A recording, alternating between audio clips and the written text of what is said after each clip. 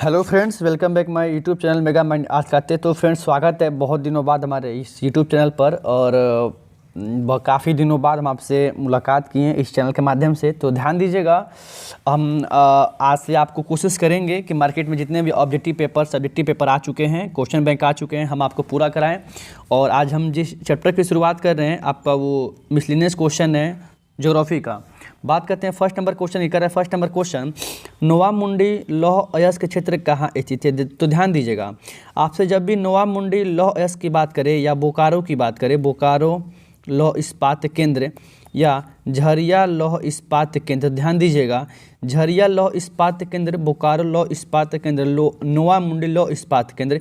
अगर बोकारो और झरिया कोयला की बात करें तो भी झारखंड राज्य में स्थित है। इस तरह से क्वेश्चन नंबर पहला का आपका आंसर हो गया, नोवा मुंडी लौह अयस्क क्षेत्र कहाँ स्थित है, झारखंड राज्य में स्थित है। यहाँ तक कि क्वेश्चन ये भी पूछा हुआ है, रांची किस राज्य की राजधानी है। तो ध्यान दीजिएगा, रांची झारखंड राज्य की राजधानी है। और आपसे यहीं पे क्वेश्चन पूछ दें कि बालाघाट किसके लिए प्रसिद्ध है।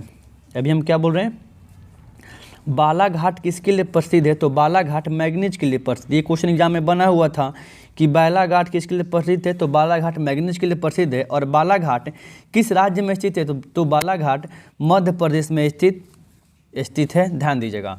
चलिए बात करते हैं क्वेश्चन नंबर 2 की। क्वेश्चन नंबर 2 कर रहा है, भारत में हरित क्रांति की शुरुआत कब हुई थी। तो ध्यान दीजिएगा, भारत में हरित क्रांति की शुरुआत 1966 से 1967 के बीच में हुई थी। और 1966 से 60 से 70 के जो दशक होता है उसको जो समय होता है उसको बोलते हैं दशक। और 1960 के दशक में इसका आंसर हो जाएगा। भारत में हरित क्रांति की शुरुआत 1960 के दशक में हुई थी। और आप जो एग्जैक्ट डेट पूछे तो 1966 से 67 के बीच में हुई थी, ये आप ध्यान दीजिएगा, ठीक है। अगर यही कह दें कि भारत में हरित क्रांति के जनक किसको मानते हैं, तो MS स्वामीनाथन को मानते हैं। किसको मानते हैं, MS स्वामीनाथन को मानते हैं। ये भी आप ध्यान दीजिएगा। आप कॉपी कलम रखे रहिए और क्वेश्चन लिखते चलिए कि जो हम क्वेश्चन आउट ऑफ सिलेबस बता रहे हैं।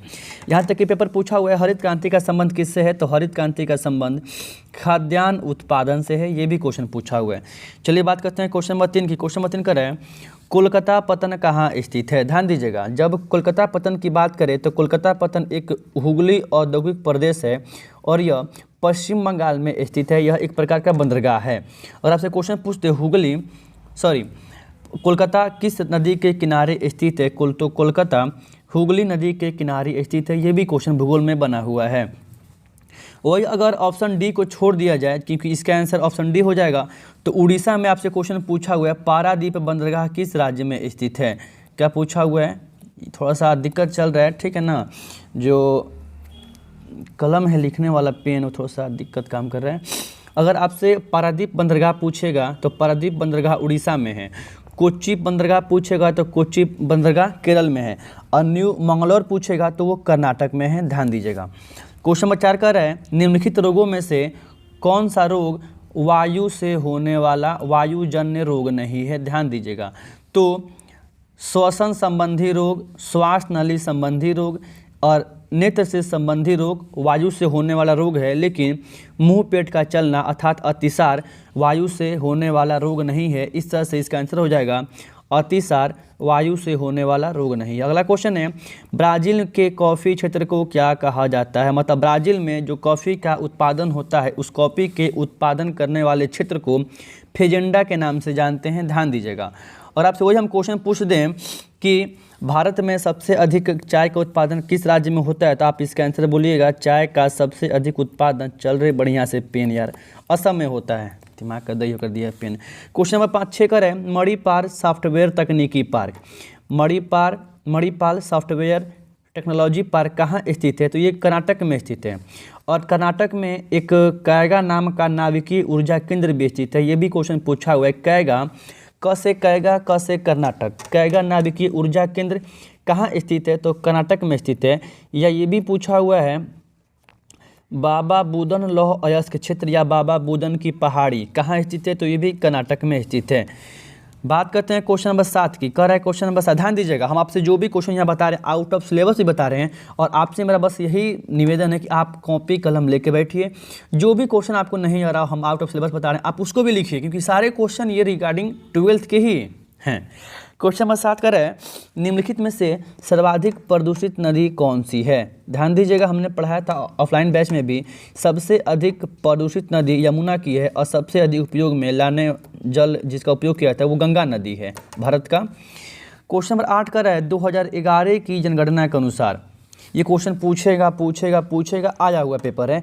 करे 2011 की जनगणना के अनुसार किस राज्य की जनसंख्या का घनत्व, देखिए जनसंख्या घनत्व कह रहा है, पहली बात समझेंगे किसे कहते हैं जनसंख्या घनत्व। तो ध्यान दीजिएगा, किसी क्षेत्र में रहने वाले लोगों की संख्या और उस क्षेत्र के क्षेत्रफल के अनुपात को जनसंख्या घनत्व बोलते हैं। ये भी नहीं याद हो तो एक और बात रख लीजिए, 1 किलोमीटर के दायरे में रहने वाले लोगों की संख्या और उस क्षेत्र के क्षेत्रफल के अनुपात को जनसंख्या घनत्व बोलते हैं। और सबसे अधिक जनसंख्या घनत्व किस राज्य की है, तो बिहार राज्य की है, जहां से हम बिलोंग करते हैं। और बिहार राज्य की 2011 के अनुसार जनसंख्या घनत्व 1106 व्यक्ति प्रति वर्ग किलोमीटर है। ये ध्यान दीजिएगा, दोनों आंकड़ा एग्जाम में बना हुआ है। सबसे कम अरुणाचल प्रदेश का है, जहाँ मात्र 17 लोग प्रति वर्ग किलोमीटर में रहता है। इस तरह से 8 नंबर का ऑप्शन ए हो जाएगा। क्वेश्चन नंबर 9 का है 2011 की जनगणना के अनुसार बिहार की जनसंख्या। ध्यान दीजिएगा, बिहार की जनसंख्या तो ऐसे 2011 के अनुसार 10.41 करोड़ थी, लेकिन अगर भारत की बात करें तो 2001 की जनगणना के अनुसार भारत की जनसंख्या 102 करोड़ थी। वही आपसे 2011 पूछ देगा तो 121 करोड़ बताइएगा, ये तो हुआ जनसंख्या। वही पूछ दे भारत की जनसंख्या 2011 के अनुसार कितनी थी जनसंख्या घनत्व, तो 2001 के अनुसार 324 थी जनसंख्या घनत्व भारत की। और 2011 में जब जनगणना हुई तो भारत का जनसंख्या घनत्व 382 हो गया। ये दोनों पेपर एग्जाम में पूछा हुआ है, दोबारा पूछ सकता है, ध्यान दीजिएगा आप लोग। अगला क्वेश्चन है निम्नलिखित में से किस राज्य में किसकी जनसंख्या सबसे अधिक है, मतलब निम्नलिखित राज्यों में से किसकी जनसंख्या सबसे अधिक है। तो ध्यान दीजिएगा, सबसे अधिक जनसंख्या वाला राज्य उत्तर प्रदेश है, यहाँ तो सही है, लेकिन सबसे कम जनसंख्या वाला राज्य कौन है, तो कमेंट बॉक्स में नहीं हम ही बता दे रहे हैं, सिक्किम में है। सबसे कम जनसंख्या 2011 के अनुसार सिक्किम में है और सबसे अधिक उत्तर प्रदेश में है। अगला क्वेश्चन है हॉर्टिकल्चर का संबंध किससे है, तो हॉर्टिकल्चर फल और सब्जी के उत्पादन से संबंधित है।